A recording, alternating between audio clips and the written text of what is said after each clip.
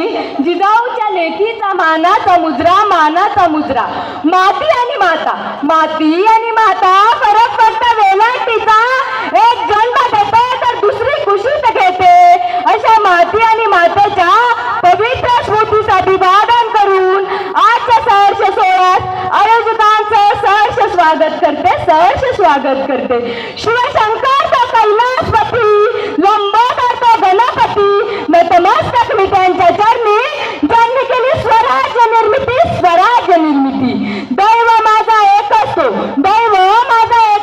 राजशिव छत्रपती जय शिवराय. मी ईश्वरी पांडुरंग पवार इयत्ता 9वीत आज ज्या मातीमध्ये उभी आहे ती हीच माती जिच्या स्वराज्याच्या ठिणगीचा जन्म झाला आणि ती सह्याद्रीची गर्जना झाली. 19 फेब्रुवारी 1630 रोजी दऱ्याखोऱ्यातील मावळ मातीतील शिवनेरी किल्ल्यावर रयतेचा कैवारी श्री छत्रपती शिवाजी महाराजांचा जन्म झाला आणि ती स्वराज्याची ती गोड सुरू झाली.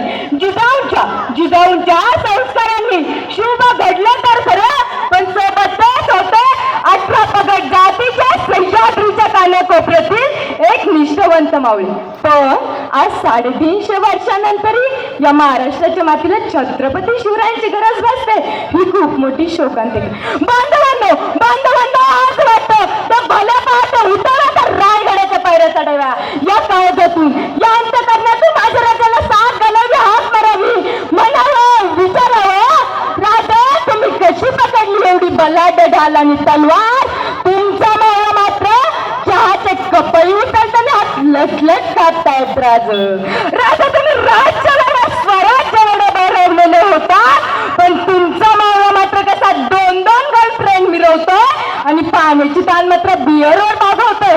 राजा तुम्ही कशी सांभाळली एवढी प्रजा आणि ती जिजाऊ साहेबांची आण कारण आम्ही म्हणतो आम्ही 2 आणि आमच्या 2 आमचा होतो एक चौकोन आणि चौकोनातले जातात 2 आणि उरलेल्यांना आधार कोण परिस्थिती तुमच्या आया बहिणीच्या आबरू लुटली त्या रांजणगावच्या पाटलाला त्याचा तुम्ही हातपाय कलम करून त्याचा तुम्ही चौरंग केलं ना मग इथं आम्ही आमच्या आया बहिणीच्या रक्षणासाठी रोज पडतो आणि आमचा कैवारी कुठं गेला म्हणून शोध करतो राजा शोध करतो म्हणून सांगा वाटतं की या महाराष्ट्रात आया बहिणीच्या आबरूला काही किंमत राहिली नाही आया बहिणीच्या आबरूला काही किंमत राहिली नाही.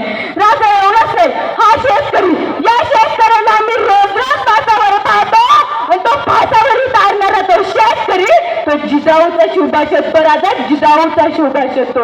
राजा या शेतकऱ्याच्या शेतात आजही सोनं पिकतं पण त्या शेतमालाला भाव नाही म्हणून उभं पीक कसं सडतो राजा उभं पीक कसं.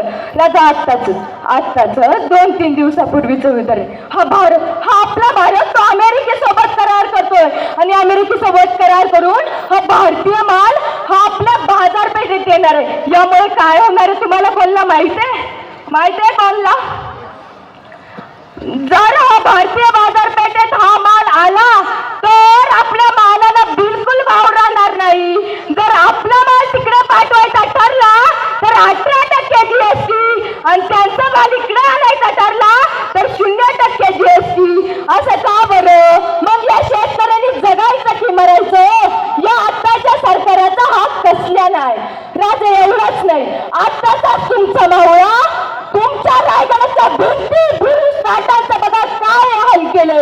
तुमच्या रायगडाच्या भिंती बुरुज फाटांना अक्षरशः मध्याचा वास येतोय.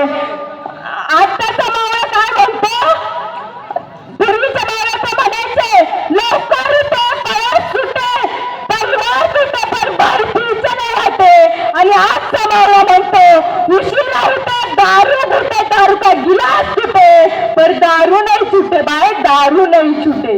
आजचा 16 वर्षाचा युवक काय म्हणतो की 16वे वर्ष ते धोक्याचे पण तुम्ही स्वराज्य स्थापन केले ते 16व्या वर्षातच नाव राजा आजचा 16 वर्षाचा युवक काय करतो आपला वेळ मोबाईल मध्ये व्यस्त घालतो आणि चॉकलेट आणि व्हॅलेंटाईन डेला मात्र गुलाब आणि कॅडबरी घेऊन फिरतो आणि 14 फेब्रुवारीला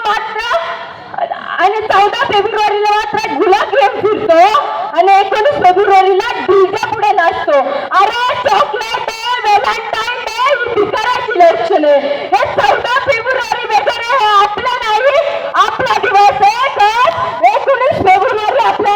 राजाची जयंती. राजा माफी असत, राज माफी असावी, जरा आवाज वर करून बोललेच नव्हतं. पण हे सगळं खरंच नाव राज.